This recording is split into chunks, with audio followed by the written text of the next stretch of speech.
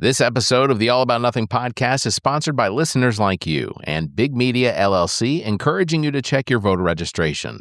In a world where every voice counts, ensuring your registration is accurate and up to date is the simplest, most effective way to guarantee your vote is heard.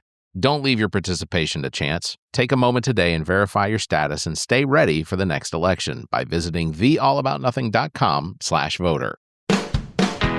All right, welcome everyone to the All About Nothing podcast, kind of daily show. I am Barrett Gruber, host of the All About Nothing podcast. You can find me across all social media at Barrett Gruber. With me is Brock, town councilman for the town of Blythewood in South Carolina, as well as coordinator for the upcoming Soda City Comic Con here in Columbia, South Carolina, August 22nd, 23rd, sodacitycomiccon.com. Go out there, follow all of their social media because a lot of information out there available, and reshare it too. That'd be very helpful. sodacitycomiccon.com. You can find links for everything there.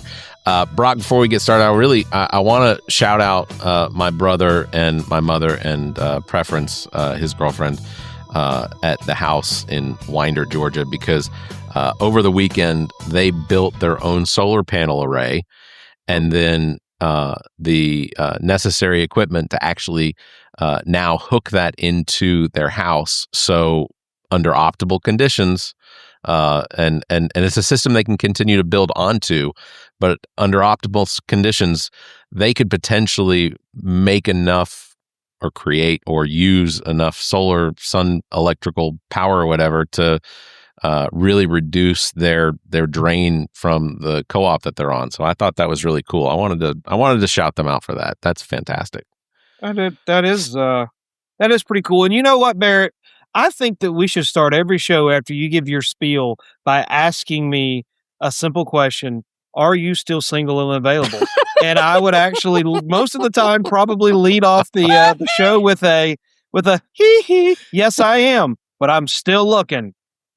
So, talking about solar panels, that's interesting. Do they live like out kind of in the woods, so to speak, or they're about halfway between Atlanta and Athens, Georgia, near 316. The town they live in is actually called Auburn, or their address is Auburn. Carl is the actual town that they vote in. Mm-hmm. But yeah, it's increasingly becoming less and less rural, and I know increasingly is not really something you attach to rural, but it's decreasing the actual ruralness of it. Kind of like Blythewood. Yeah, similar to Blythewood. I would say Blythewood is probably a little bit more incorporated than their Carl. I only lived there for about 2 years after we moved there from Atlanta. We moved there in 98, and then I moved here in 2000. Or just right after 2001. So it was, it was heavily rural. Across the street from us was probably 50, 60, 70. You know what? I can't measure, but tons and tons of forest land. And then I came home one day from working at the radio station, to find that the entire, like a huge chunk of the forest had been clear cut. And then by the time I left, in visiting after that, they had they clear cut the entire forest, have cows that live across the street from them. But even on 316, traveling from Athens to Atlanta and back and forth, it's just becoming more and more suburban to urban. Thanks, Michael. It's interesting to see how those things take place, and just the explosion of how urban North Georgia is becoming, with Atlanta just continuing to bleed further and further out. My hope is one day we'll get a high-speed railway between like Atlanta, Augusta, Columbia.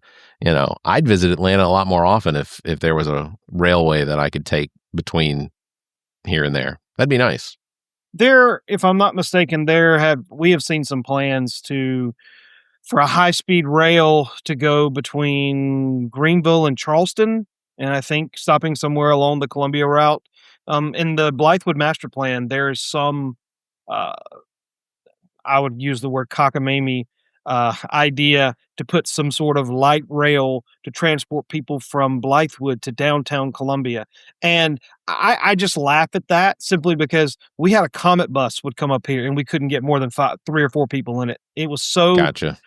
so sparsely used that they simply just stopped coming. So Yeah. no. But I could see rail.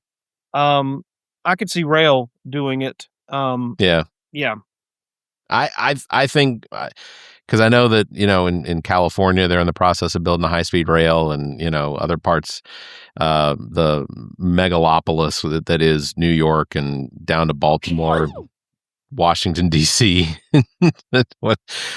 Just in case no one noticed, Michael Jackson is joining us again tonight. Not on loop, just random noises. So it's the new thing. Wanted to, but yeah, so high-speed rail, I would absolutely be in favor of high-speed rail as an infrastructure project, and whether that's at a federal level or whatever. See, that's the thing about, I get that it costs money and it takes away, it adds more to what needs to be as part of the budget, but we just increased the federal budget by $500 billion, giving $1.5 trillion to the Pentagon, and they're not spending it on veterans affairs. They're not spending it on I guess I don't know. It's just insane to me where the money gets spent. But I did want to bring up as our first topic, South Carolina Republicans went to the polls starting today for early voting, going through till Friday for the South Carolina Republican primary election. This is a special election to replace the seat that has been left vacant by Lindsey Graham's death back on July 11th. It's crazy to me.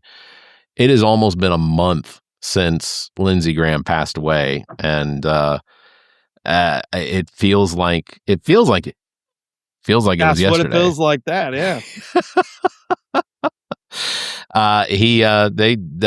As far as I've seen, medical examiners say he did die of an aortic dissection, which is basically like an artery explosion, just ripped. And then, again, like, I'd never want anyone to go through something like that.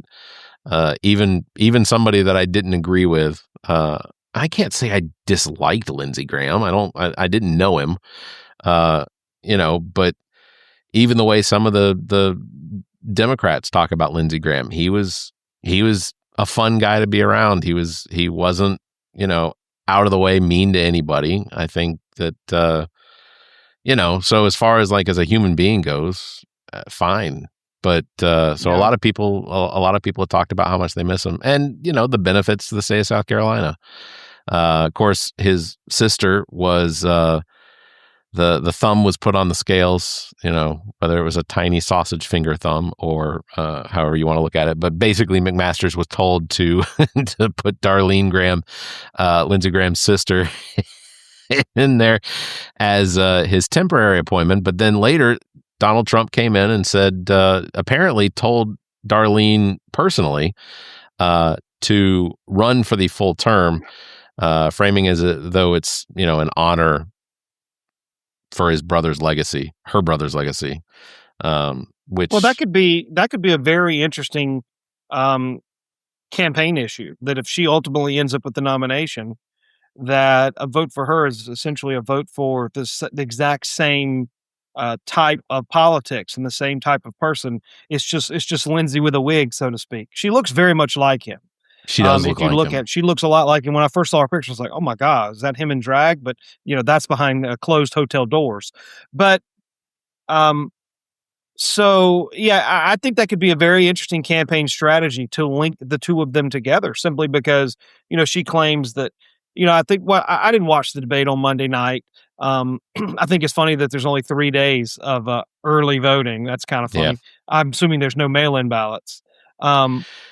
You had to apply for your absentee ballot. I think you had to apply for it before today, but ultimately it's next week. Like, so, and that could be wrong, but yeah, absentee ballot applications definitely closed before. Yeah.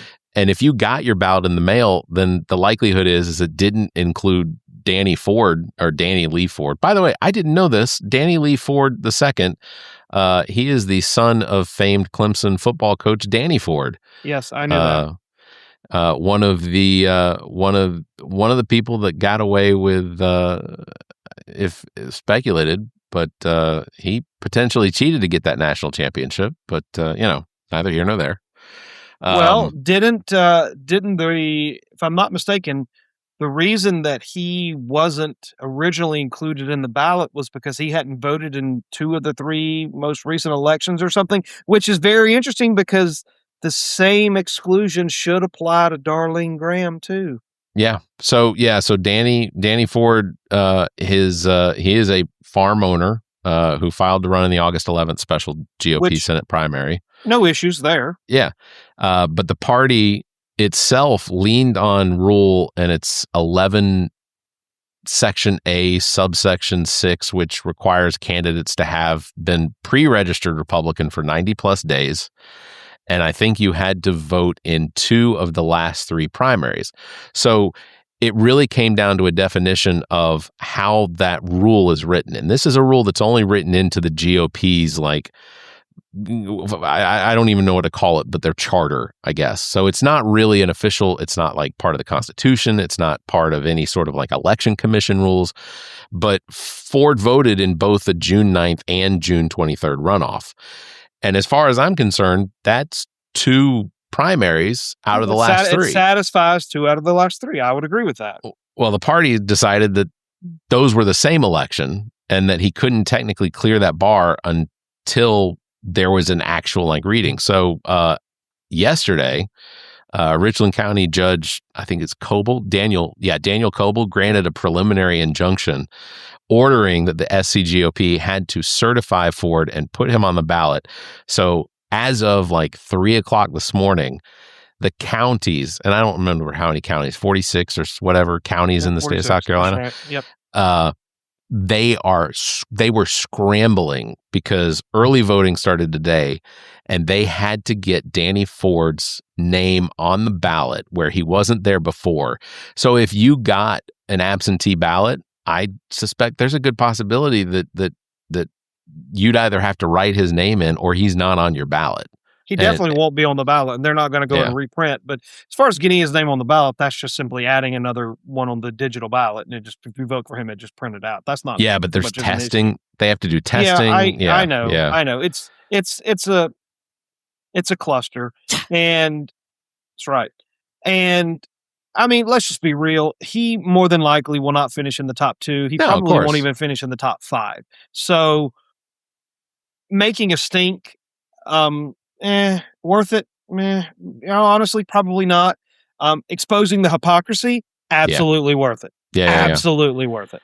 So the last polling that was done was July 30th, and that had so first of all, the candidates running, you've got Senator Darlene Graham, because she is sworn in as a senator now, Congressman Ralph Norman and Russell Fry, former Governor Mark Sanford, Mark Lynch, Duke Buckner, Mark McBride, Glenda Gale Parker, Samuel Shepard, as well as Danny Ford now. But early polling, of course, didn't include Danny Ford, but had Norman at around 22%, Darlene Graham at 19%, Russell Fry around 12%, Mark Sanford had 11%, no one near close to 50%. So the runoff is inevitable.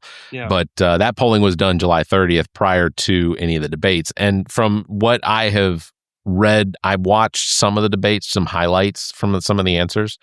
Mark Sanford really sort of just came out as the winner, which I don't think anyone could potentially deny without.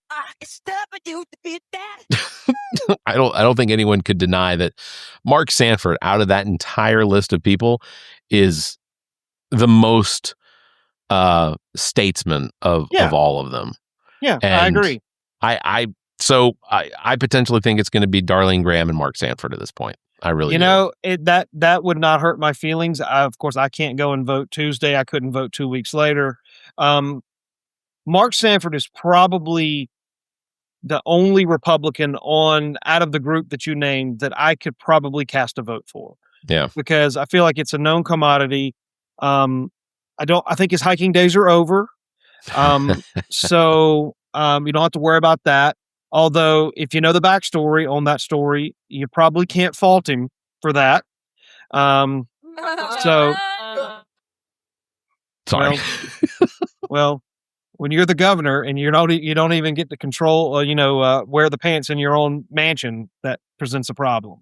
Well, your wife's not even in the mansion. Like, so the room, I'll just say that the rumors of it was not what you would call a very happy marriage. Correct. And they lived apart during the second, from what I've heard, she didn't even live in the governor's mansion during the second term or most of it. So it's not like no excuses, but at the same time, come on, who cares? Exactly. Yeah, but he's probably the one that I could stomach casting a vote for. Yeah. I read a little bit about some of the debate, and I got the same impression that Sanford kind of came out as the most level-headed and probably the most qualified, and overall he won, if there was such a winner. But I also got the impression that the other candidates, with the exception of Mark Lynch, were vying for who could fit Trump's balls the deepest in their mouths. Like, I'm going to out-Trump you. I'm going to be the bigger Trumper. And for the record, I can't stand Trump. I tend to lean Republican, so that, you and I have some disagreements on some of the issues. We agree on a lot of things because I think we tend to be a little more toward the middle of the road. But the shape of the Republican Party right now is just disgusting. And I like a John McCain type Republican, a Ronald Reagan type Republican. Thomas Massey is Adam Kitzinger, Liz Cheney. These are great American patriots that you don't agree with the state of the party now, you're ostracized. That's not that's just wrong. And so the party as it stands now, I can't support. But fiscally conservative, a little socially liberal, willing to give somebody a hand up, not a handout. Yeah, I agree. That's kind of where I would be. But you look at what happened in Michigan. You're getting fringe candidates that are being nominated, and that might, in and of itself, be a little spooky for the moderate Republicans and moderate Democrats. If you've got fringe on the right with the MAGAs, you've got fringe on the lefts with the socialists. So it's going to be very interesting. I'm a capitalist at heart. I bleed green. So I'm definitely not in favor of a socialist. I'll take a Republican over a socialist right now if I have my choice. Yeah, it really depends because, these Democrats that are on the very far left under the flag of the Democratic Socialists of America or whatever party, it's not really a party. It's sort of a fringe group inside of the Democratic Party. Kind of like a movement, maybe? Yeah, same as the Freedom Caucus or the Tea Party, like those were the. To me, it's exactly the same in its distance from the middle as what the Republicans had. MAGA is a fringe party inside of the Republican Party. Now it's a large one, though. It's a huge large one. Yeah. Anything over 25%, and MAGA is about 35% of the.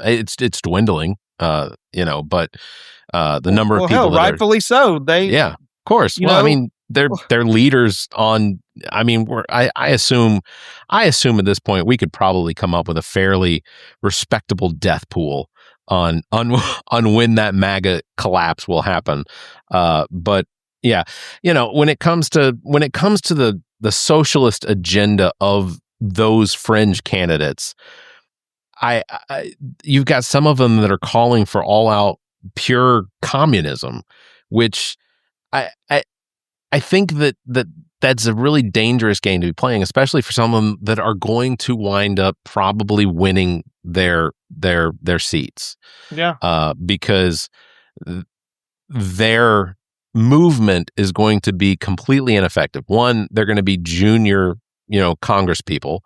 Two, they are such a small group that, you're only talking like 7 or 8, 7, 8, 10 potential members of this DSA inside inside of the Democratic Party. So it's not really enough to make an impact across the House and across the Senate. But there are aspects to it that I agree with, in the sense that the whole purpose of our government is to make the lives of the people that live that are in this country, and I say that very specifically for a reason, but the people in this country make their lives better. And I go back to when I was on a honeymoon, I say a honeymoon, in Mexico, and I suffered from what was just a debilitating migraine.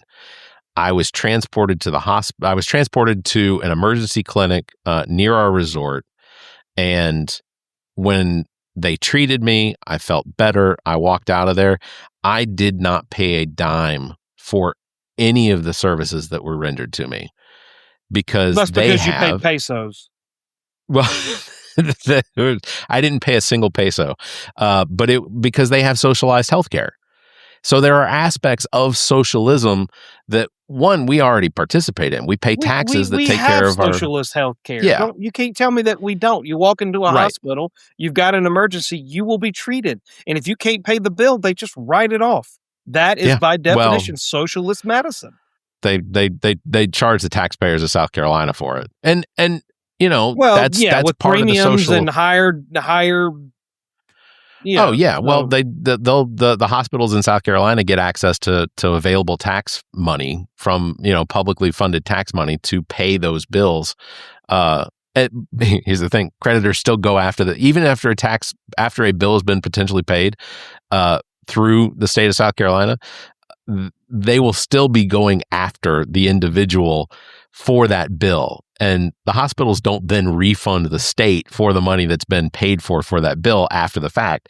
So our hospital system is crap here in South Carolina. We have some fairly corrupt, for 30 years, we've had very severely corrupt hospital systems here in South Carolina. But yeah, there are aspects to socialism that I agree with. But I think any Christian that actually looked at, what Christianity is, I think that they would also have to agree, even though they won't, because it's against their prophets, religion, whatever. But they'd have to agree. If somebody is sick, you try to you take care of them. If someone needs help, then you do what you can. Don't overextend yourself, but you do what you can to help people out. It's just that's how the world is supposed to operate. It's how I feel like the world should operate.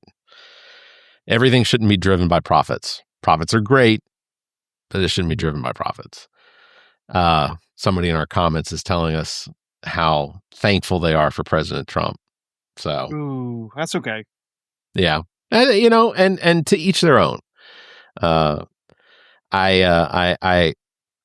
can tell you, and you now. I can tell you that maybe. I know with school starting up soon, there are a lot of families currently that are today. Yeah. Well, so University of South Carolina opens what? Oh, I think it may already be in session. Either way, it's starting soon.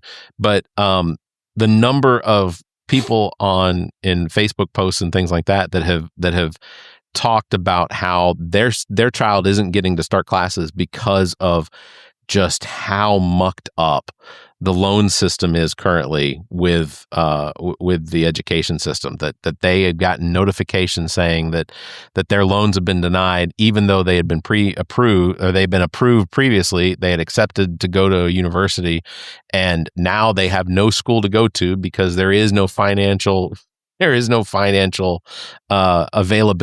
status available for them to actually start classes. So I don't know how many people this is affecting, but it's enough that I'm seeing it on social media posts that somebody's child isn't able to start classes this week or last week because the bursar office doesn't have any of the necessary funds for that particular student, and it's happening over and over. Like these are little things that are going to have an impact on your precious President Trump when it comes to these Republicans getting elected in November. Like, I mean, it's serious, and I don't understand how we deviated into the worst stupid timeline. Well, I do. I tell you, I have a theory on that. Let's hear it. The Chicago Cubs in 2016 were never meant to win the World Series, and when they did, it sent us down the wrong timeline. And in that wrong timeline, we have Donald Trump as president for 2 terms. They gave in that timeline, they gave Senator, one of your favorite senators. Shoot, you just said his name. I can't remember his name. See, and in this timeline, I have dementia. Ran against Barack Obama in 2008. Sarah Palin was his vice president pick. McCain. Gosh. Oh yeah, John McCain. But in this stupid timeline, John McCain died earlier than he should have. We have Governor McMaster as a 10-year governor for a state that only allows for 2 terms because Haley jumped ship to go be the ambassador. She went to go be the ambassador to the UN for 1 year. Like, it's the dumbest fucking timeline ever. That's all it is. And now has kind of disappeared to obscurity.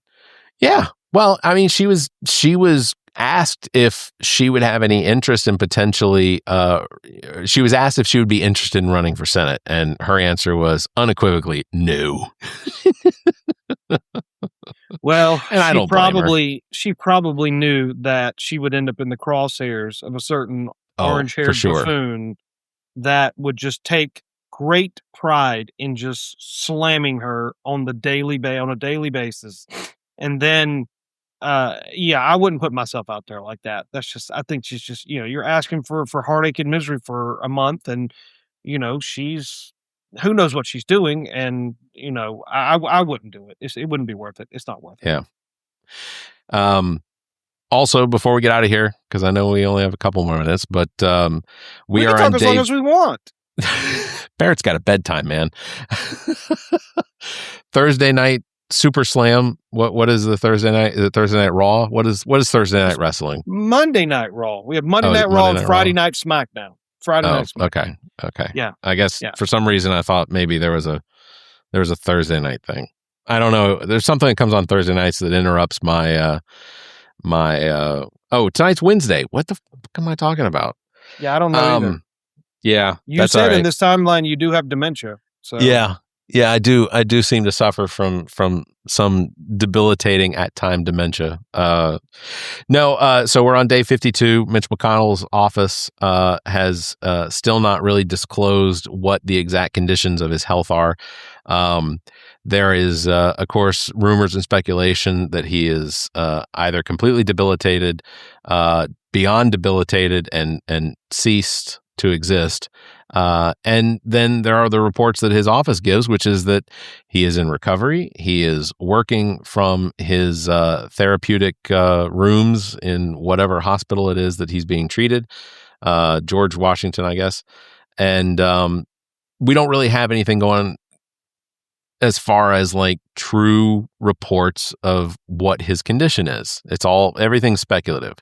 The only thing that we do know for sure is that we passed that August 3rd deadline for Andy Beshear to supposedly it's a deadline to be able to either appoint someone, and I don't think he has the power to appoint anyone. I think he only has the power to actually do a special call for a special election.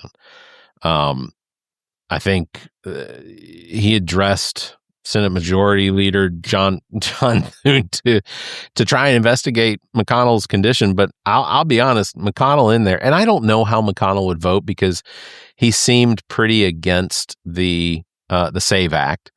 It doesn't. Which is good.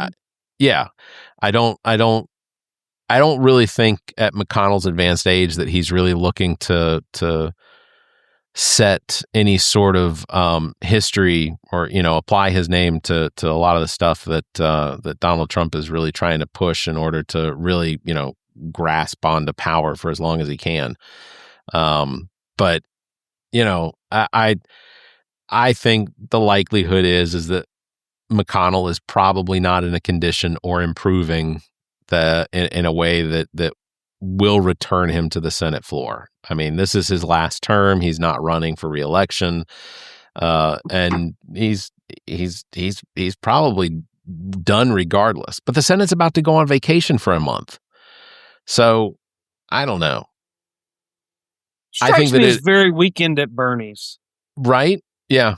I suspect at some point we're probably going to have a Donald Trump Weekend at Bernie's version, or a Weekend at Bernie's Donald Trump edition, because if you listen to any of these doctors, I assume they're real doctors or whatever, but I'll give them the benefit of the doubt. But they diagnose Donald Trump on a daily basis, and they talk about how he's now like 100 days overdue on passing. They talk about how, I mean, we saw at the Lindsey Graham funeral at the National Cathedral, where Donald Trump definitely shit his pants right in front of one of his Secret Service officers, and absolutely put that man in a situation where he would prefer to catch a bullet right then.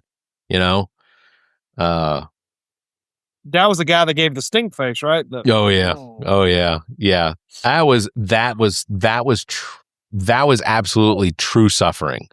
Like, I am highly hypersensitive to smells. Like, that's one of those things. Like, I just I have been diagnosed with what was it called? But basically, I'm very sensitive to bad breath. So like coffee breath, whatever. Working from home is the greatest gift to me that ever could have happened, because I don't have to deal with smelling anyone's breath. And who are these people that you're getting that close to? Oh no, it's not by choice. When I was working in an office, are they close talkers? Or they coming up to you? Yeah, they get close. They get close. Why? I'll be sitting at my desk. I would be one individual when he would come to work. He would have, I don't know if he smoked cigarettes or he drank coffee or whatever, but when he'd come up and he wanted to say something very quietly, he wanted to whisper to me, he would get real close, but not close enough to my ear.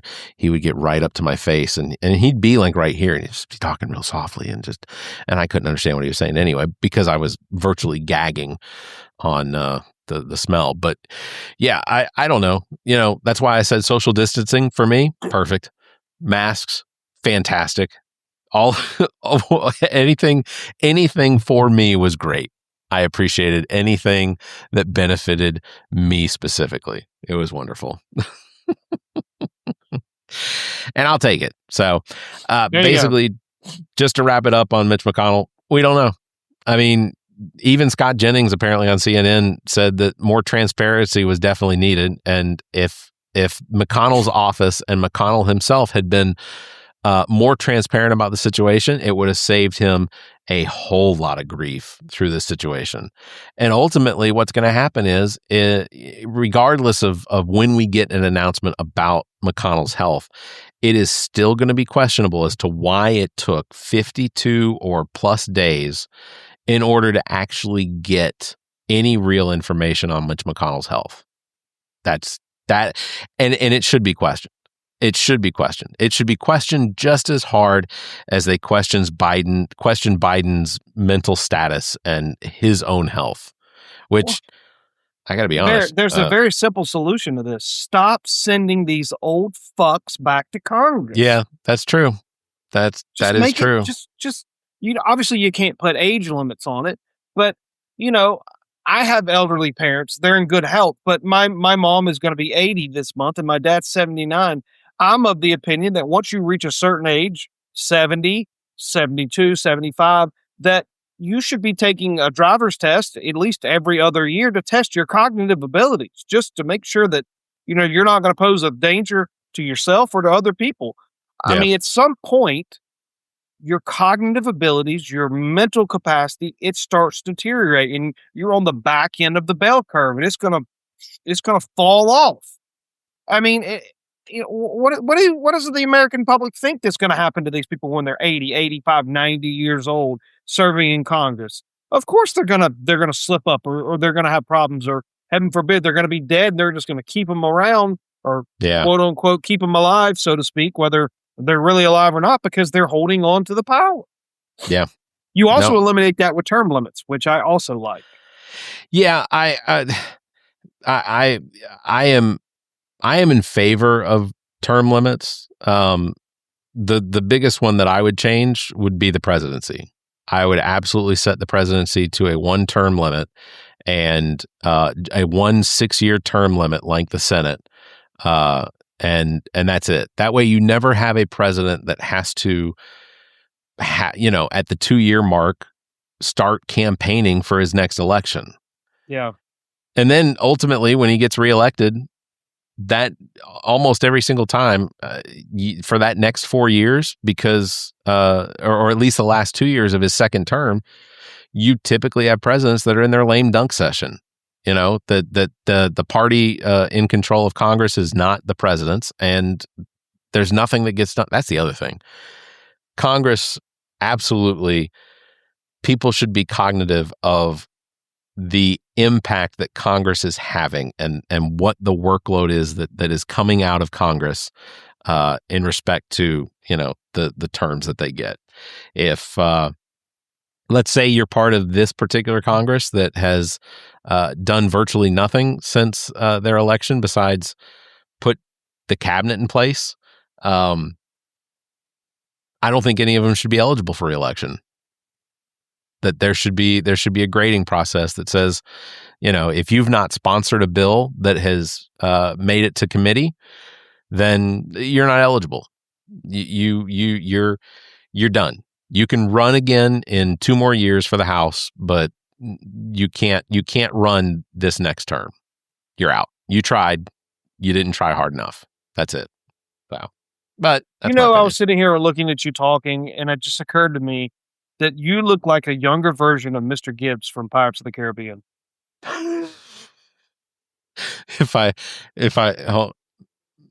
No, he's got this nice, lovely gray patch down here. So if his is kind of gray all over, yours is just, it's like you're the younger version. You're starting out here and your gray's going to slowly morph back to the rest of your face. I did take a weekend like a month or 2 ago and went through and watched all of the Pirates of the Caribbean movies, not realizing that there are 5 of them. Yeah.